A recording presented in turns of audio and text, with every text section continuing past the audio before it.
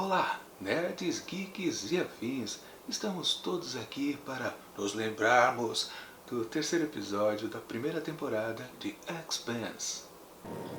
I won't play with you. Ever again.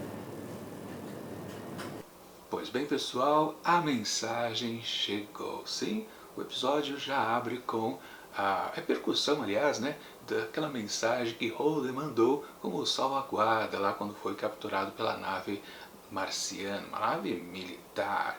E sim, aquilo deu um belo de um rebu. Vamos recapitular uma coisa, né? Aquela nave que Holden e seus amigos eram tripulantes, a Canterbury, que foi destruída por aquela nave, que por falta de outro recente carregamento já havia um certo racionamento de água. Quando Canterbury deixou de fazer a sua entrega, também piorou mais ainda a situação. Ou seja, o povo lá de Ceres ficou completamente revoltado. Claro, obviamente, aquela coisa que eles pensam que estão completamente sob julgo da Terra. Quer dizer, estão de verdade, né? Não é invencionice dele, não é impressão do pessoal de lá. Sim, as coisas ali são difíceis, completamente. E se falta água, falta paz, com certeza. Ou seja, há uma nova revolta ali, um distúrbio. E está bem enfatizado pelos órgãos de notícias ali, justamente aquela mensagem do Holden, né? Parece todo o vídeo que ele expandiu para todo o setor ali, né? Ok, isso faz com que todo o pessoal ali de Ceres tome como a Kant como uma certa de uma representação. E vem daí, claro, o título aqui deste episódio, né? Lembre-se da Kant, que a Kant é a Canterbury. Ou seja, aquilo vira um lema para os revoltosos. E claro, tudo fica em pé de guerra, pelo menos ali em termos daquela região. Mas claro que a situação ali se expande para tudo quanto é lado, né? Isso tem significados também para a Terra e também para Marte. Aliás, uma coisinha que eu reparei só depois que eu revi o episódio, para pegar alguns detalhes a mais, a voz ali da jornalista, né, que passa a notícia na TV, nos monitores, ela diz que Marte está entrando em guerra. Eu não percebi isso depois, no restante do episódio, que uma guerra tinha sido declarada. Talvez aquela questão, né, da Guerra Fria que tenha subido um tonzinho a mais. Aliás, a gente vai falar um pouco mais disso daqui a pouco, quando a gente falar de outro personagem. Mas o que importa, assim, principalmente nesse episódio, é que nós temos a sensação de já estar dentro do jogo. O jogo que eu digo de estar curtindo os detalhes aqui dessa série. Principalmente porque a gente tem que levar em consideração que esse tipo de produto aqui é daquele serializado. Ou seja, os episódios eles não são fechados com começo, meio e fim, e no seguinte tudo é zerado e começa-se outra narrativa. Não, esses todos os 10 episódios, é 10 ou 13? Agora me fugiu a memória de quando é da primeira temporada, mas enfim, essa totalidade de episódios forma uma história única que vai se completando a cada novo episódio. Sim, às vezes existe um mini arco em cada um dos episódios, mas de qualquer forma a gente tem que encarar tudo como uma história alongada, ou seja, na verdade não só a primeira temporada, mas a série inteira, seja quantas temporadas ela tiver. E sim, então como estamos na terceira parte aqui dessa história, nós já temos alguma intimidade com os personagens. E é hora da própria série fazer questionamento a respeito deles e botar a gente em dúvida. Pois é, qual é a de cada uma dessas figuras? Basicamente é isso que acontece, principalmente, né, com o pessoal do Holden, quando eles são capturados pelos marcianos da nave Donovan. Sim? E temos a figura muito interessante daquele interrogador, que na verdade é o primeiro oficial da capitã ali da nave. O sujeito é sinistro quando ele está interrogando cada um da equipe do Holden, né, os 5.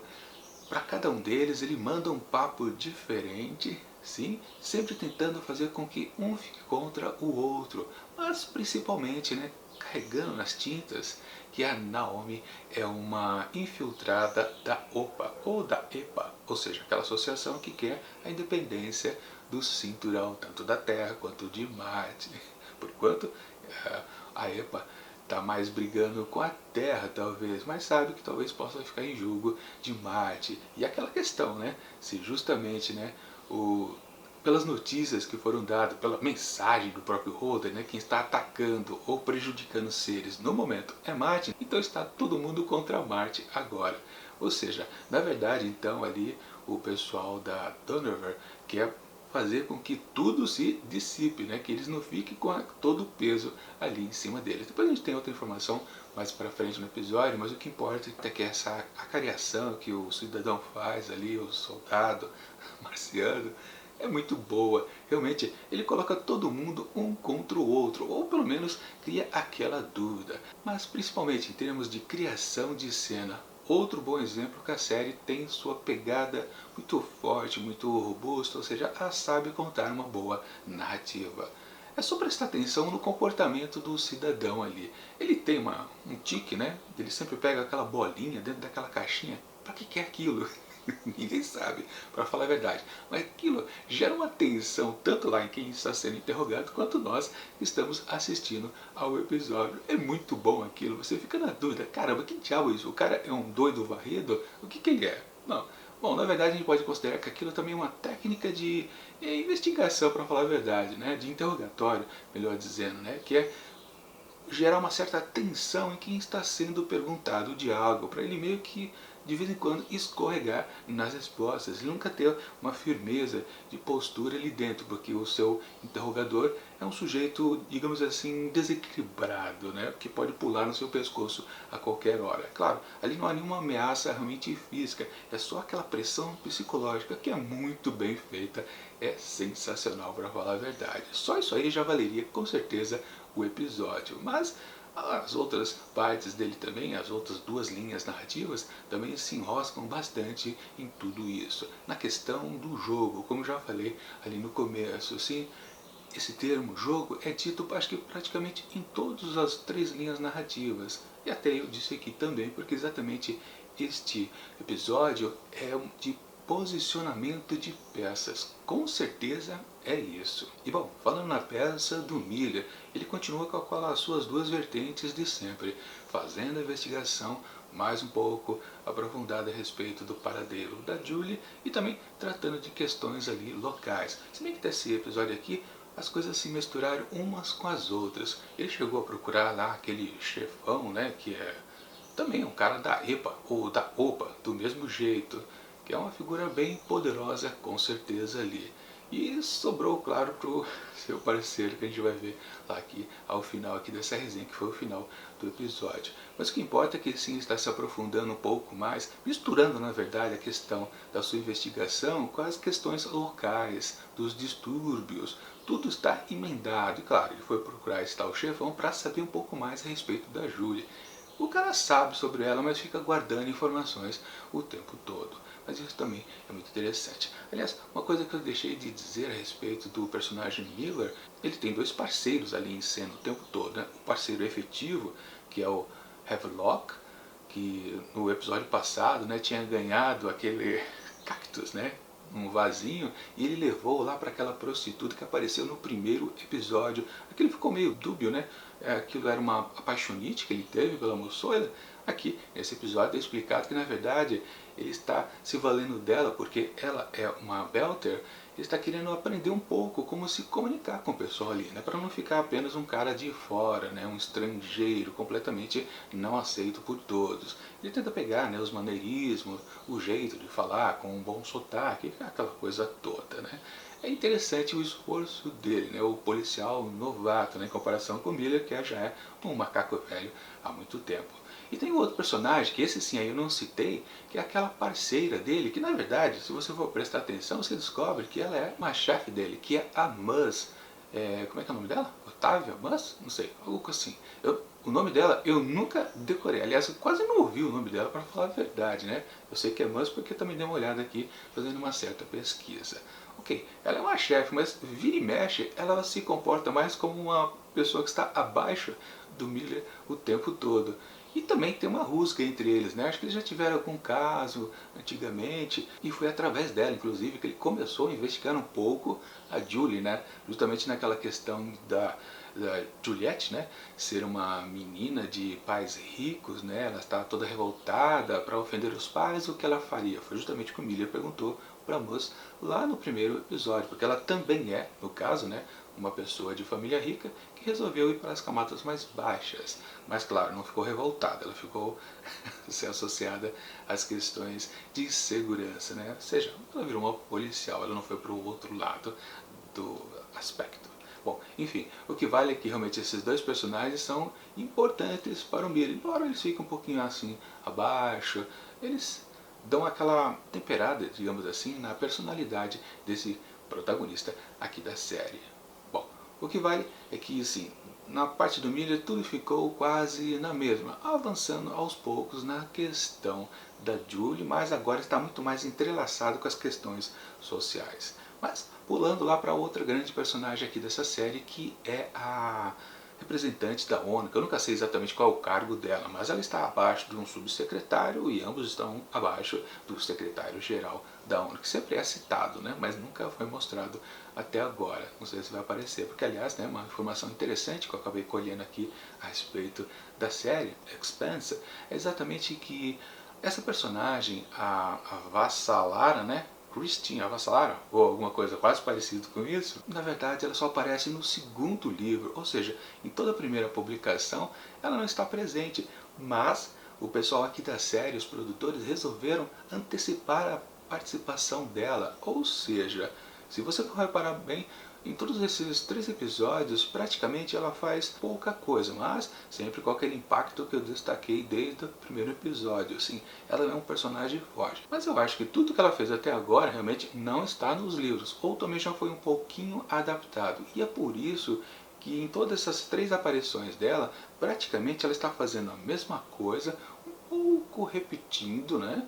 E sim, parece que não está avançando. Só que como o personagem é muito bem construído e a atriz é sensacional, ela passa uma força ali de poder que faz com que a gente releve que praticamente ela está mandando ainda o mesmo discurso, não temos novidades. Mas de qualquer forma, isso quer dizer, pela antecipação dos produtores aqui da série, que essa personagem realmente é super importante. Se ela fosse mediana, mais ou menos, ou até saísse da série mais para frente, talvez eles não antecipassem assim tão rapidamente a sua presença. Ou seja, era super importante, sim, com certeza. Aliás, ela é para as questões principalmente políticas, isso não resta dúvida. E na questão aqui, de novo, temos o tal do jogo. Ela jogou com um grande amigo, aliás, um amigo de infância, que no caso aqui cresceu junto com ela, né, ali dentro da ONU. No caso, ele é um embaixador ali da Terra, lá em Marte. Ou seja, ele é a pessoa mais terráquea que existe, que sabe mais sobre os assuntos marcianos. E literalmente ela faz um belo de um jogo em cima do amigo de infância para tentar extrair alguma informação e ter a certeza se Marte está envolvido ou não naquele incidente da Canterbury. E acaba descobrindo que não está. Pois é, mas, compensação, o que acontece? O amigo perde tudo o que ele adora, porque literalmente ele não é apenas um representante político da Terra lá em Marte, ele realmente gosta lá daquele planeta, ele tem um bom discurso, bastante interessante. Mas antes de falar dele, deixa eu dizer que ele foi expulso, ele nunca mais vai poder pisar em Marte novamente, e ele fica completamente puto com sua antiga amiga, literalmente ele corta relações para sempre. E aliás, também uma boa cena que, claro, não existe no livro, onde esse personagem também não existe, mesmo quando depois a personagem aparece no segundo volume. Sim, fica bem exposto pra gente como ela é manipuladora desde criança. Obviamente talvez esse texto tenha sido criado pelos produtores agora, mas realmente ele tinha percebido, né, na infância que ela era talvez um pouco perigosa, e agora ele tem absoluta certeza. Ela conquista tudo o que ela quer e nada na frente dela impede de ela conseguir as coisas. Enfim, o que eu queria dizer a respeito ali do personagem deste amigo da Vassalara é que ele faz uma comparação bastante interessante, né? Os marcianos querem transformar aquele terreno árido em algo vibrante, com vida, e nós, terráqueos, fizemos o contrário. Nós tínhamos tudo isso e passamos asfalto em cima. É algo trágico, com certeza. O lado poético aqui também dessa série, mas que faz realmente a definição que são duas coisas completamente opostas, né? O povo terráqueo e o povo marciano. O que para começar uma guerra é muito bom. Falando nisso, né? Então a gente volta lá para o espaço, para dentro da Donald, onde depois, mais para frente, a capitã diz para o próprio Holden, quando ele resolve meio que percebe, né, que a finalidade ali dos marcianos é apenas colocar um contra os outros e principalmente de alguma forma culpar a Naomi de tudo, né? Então ele toma a postura de ir falar com a capitã e chegando lá realmente ela propõe para ele que eles vão ser libertos, não vai ter nenhum problema se ele, claro, resolver a questão, né, explicar completamente para os outros que Martin não tem nada a ver com o ataque a Canterbury. Ele fala, não, tudo bem, né, se todos os meus amigos estiverem ok, eles não correrem nenhum risco, não tem problema, eu faço o comunicado que você quiser, só que a capitã teima, né, ela quer que a culpa seja embutida a Naomi e, por tabela, ao pessoal da OPA, ou EPA, sim, ela quer culpar o pessoal envolvido ali com o cinturão. Ou seja, ela também tem uma questão política embutida aí, mesmo ela sendo mais uma militar e querendo mais apenas limpar a barra lá do seu planeta. De qualquer forma, também uma boa informação que parece, assim, claro, Holden não topa isso, obviamente, né?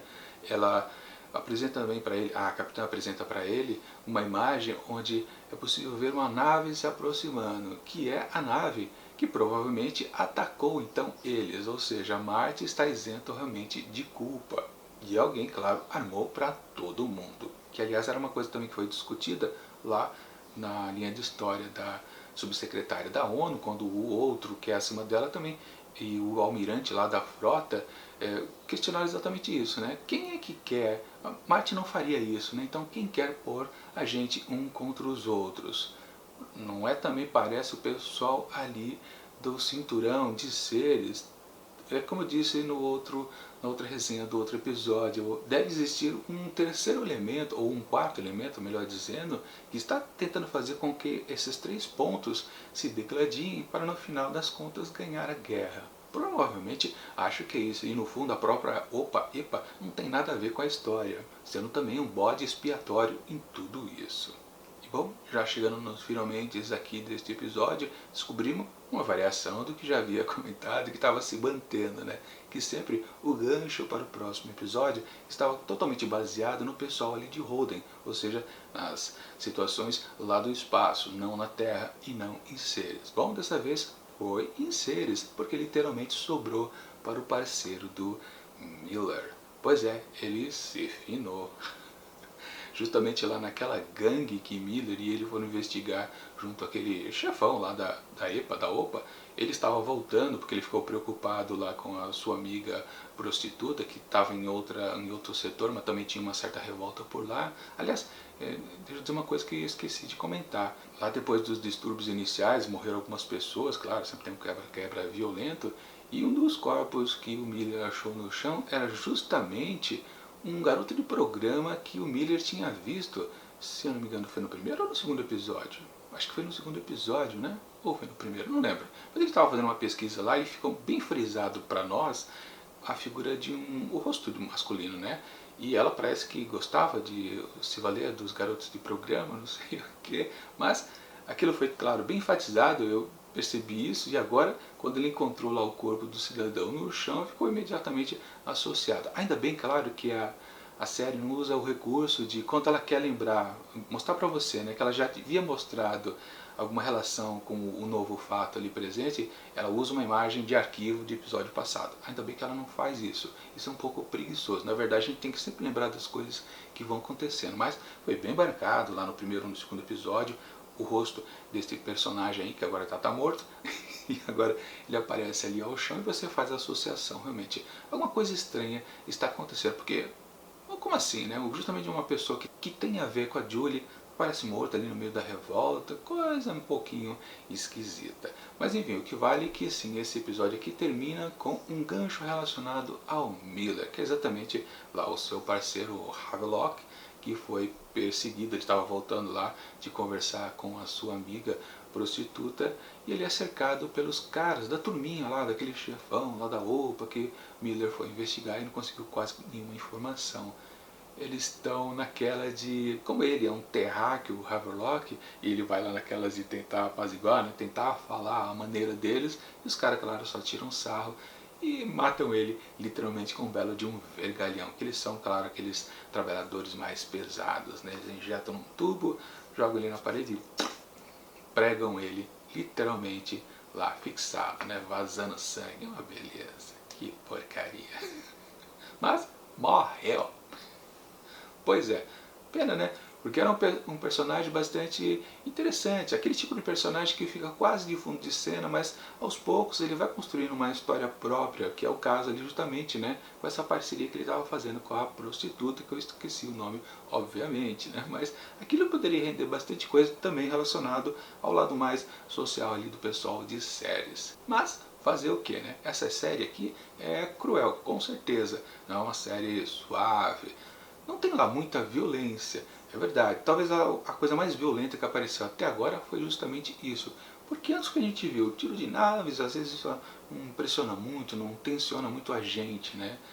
Depois tivemos aquela coisa do sufocamento do Miller para com aquele cara lá que meio que suborna ele, mas ele também usa o cara. Ou seja, não tem lá muitas questões, imagens visualmente que causem impacto. Mas essa aqui, do parceiro dele, sendo pregado na parede, com certeza foi bem forte. Daquelas que não dá para esquecer. Bom, mas o que o Miller vai fazer com isso? Que esse é o gancho que deixam pra gente, né? Qual será a postura dele?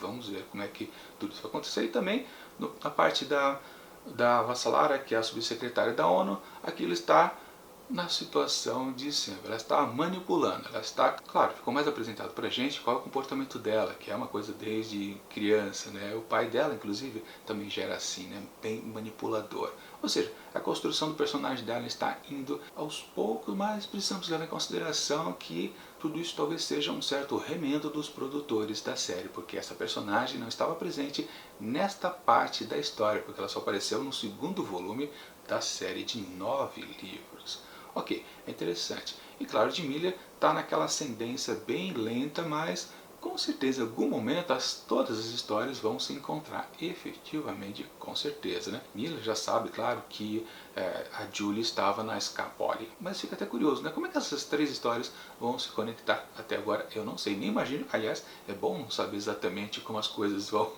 ficarem juntas depois de um certo tempo, depois de certos episódios. Senão a série fica previsível e do jeito que ela está, do jeito que ela está construída, ela funciona muito bem. Ah, é aquela questão do jogo também, né? O jogo a ser jogado, né? Holden não quis jogar o jogo.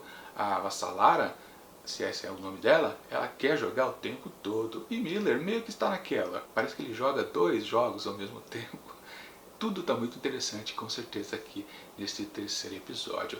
E, portanto, para Lembrança de Kent, eu atribuo também 5 asteriscos, que até agora eu não falei que a nota aqui no meu dado é asteriscos, não é apenas nota. 5 asteriscos, ou seja, 3 episódios seguidos que mantêm o mesmo nível, e esse aqui é super especial porque ele precisa já você estar familiarizado com os personagens de alguma forma, ou seja, estar envolvido para com eles. E funciona então esse episódio aqui. Talvez se você ver a série e não goste muito dos personagens, claro, esse terceiro episódio aqui pode ser um pouquinho menor para vocês, mas para quem já está curtindo todos eles, foi fundamental. O jogo está bem construído aqui. Vamos ver como tudo isso aqui vai ser construído para depois. A gente já vai conferir o próximo episódio amanhã, também às 9 da noite. Lembrando, isso é uma bela de uma maratona. E é isso.